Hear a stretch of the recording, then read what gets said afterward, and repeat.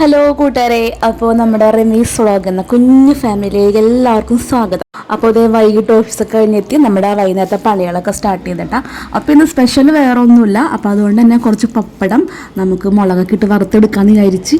അപ്പോൾ ഉള്ളിയൊക്കെ ഇതേ പൊളിച്ചൊക്കെ എടുത്ത് കഴുകിയെടുക്കണം കേട്ടോ. അപ്പോൾ കല്ലിലിട്ട് ഇടിച്ചെടുക്കാമെന്നാണ് ആദ്യം വിചാരിച്ചത്. പക്ഷേ നടപടിയാവില്ല, കാരണം ഉണക്കമുളക് ഉണ്ട്. അപ്പോൾ അത് ഇതിലിടിച്ചെടുക്കാൻ ഭയങ്കര ബുദ്ധിമുട്ടാണ്.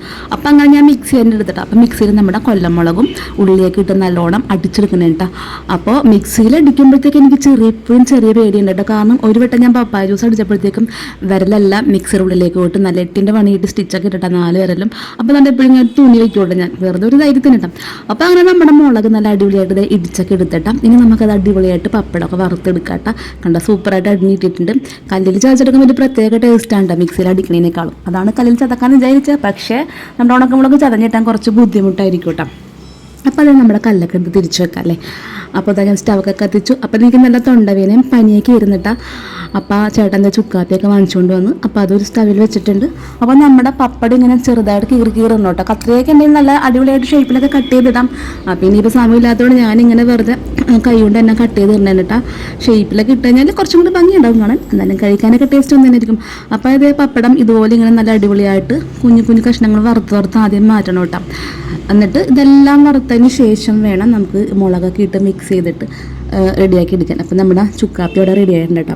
അപ്പോൾ അതേ പപ്പടം എല്ലാം ഞാൻ വറുത്തെടുത്ത് കഴിഞ്ഞ് ഇനി നമുക്കിതേ മുളക് ഇടണം. മുളക് ഇട്ട് നല്ലോണം മൊരിച്ച് അതിൽ ഉപ്പും മഞ്ഞപ്പൊടിയൊക്കെ ഇട്ട് കൊടുക്കണം കേട്ടോ ആവശ്യത്തിന്. എന്നിട്ട് പപ്പടം ഇട്ട് നല്ലോണം മിക്സ് ചെയ്തെടുക്കുക. അങ്ങനെ അതേ നമ്മുടെ മുളകൊക്കെ ഇട്ട് മിക്സ് ചെയ്ത് വറുത്തെടുത്ത പപ്പടം അടിപൊളിയായിട്ട് റെഡി ആയിട്ടുണ്ട് കേട്ടോ. അപ്പോൾ അതൊരു പാത്രത്തിലോട്ട് ഞാൻ മാറ്റി വെച്ചിട്ടാണ്.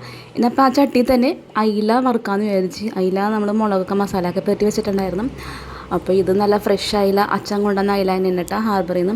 അപ്പോൾ അത് അയില വറുക്കാനൊക്കെ ഇട്ട് പിന്നെ ഞാൻ എൻ്റെ തൊണ്ടവേനയുടെ മരുന്ന് കഴിച്ചിട്ടില്ല. നമ്മുടെ ചുക്കാപ്പി ഇവിടെ റെഡി ആയിട്ടുണ്ടായിരുന്നു. അപ്പോൾ ചുക്കാപ്പി റെഡിയാക്കി വെച്ചത് എടുത്ത് കുടിച്ച് ചൂടോടെ കുടിക്കുമ്പോഴാണ് കേട്ടോ ഒരു ആശ്വാസം കിട്ടുള്ളൂ. നല്ല ടേസ്റ്റ് ഉണ്ട് കേട്ടോ. അപ്പോൾ ചുക്കാപ്പി കുടിച്ച് പിന്നെ അത് ഇപ്പുറത്തെ ചട്ടിയിൽ ഞാൻ വെച്ചേക്കുന്നത് ഇന്ന് രാവിലത്തെ കുറച്ച് കൊഴുവക്കറി ബാക്കിയുണ്ടായിരുന്നു കേട്ടോ. അപ്പോൾ അത് വെറുതെ കളയണില്ല. അപ്പോൾ അതൊക്കെ ചൂടാക്കി എടുത്ത് വെച്ച് പിന്നത്തെ പണി കുറച്ച് പാത്രങ്ങളൊക്കെ കഴുകാനുണ്ടായിരുന്നു. അപ്പോൾ പാത്രങ്ങളെല്ലാം കഴുകിയൊക്കെ എടുത്ത് വെച്ച് അത് കഴിഞ്ഞിട്ട് രാവിലത്തെ മാവ് കുറച്ച് ബാക്കിയുള്ളതിന് ചേട്ടന് ദോശ വേണമെന്ന് പറഞ്ഞപ്പോൾ 2 ദോശ റെഡിയാക്കണം കേട്ടോ. 2 ദോശ. അപ്പോൾ അതേ നമ്മുടെ ദോശക്കല്ലിൽ നല്ലെണ്ണ ഇട്ടിട്ടാണ് ഉണ്ടാക്കണം. നല്ലെണ്ണ ഇടുമ്പോഴത്തേക്കും നല്ല അടിപൊളിയായിട്ട് ദോശ പിടിക്കാതെയൊക്കെ നല്ല സൂപ്പറായിട്ട് വരും കേട്ടോ.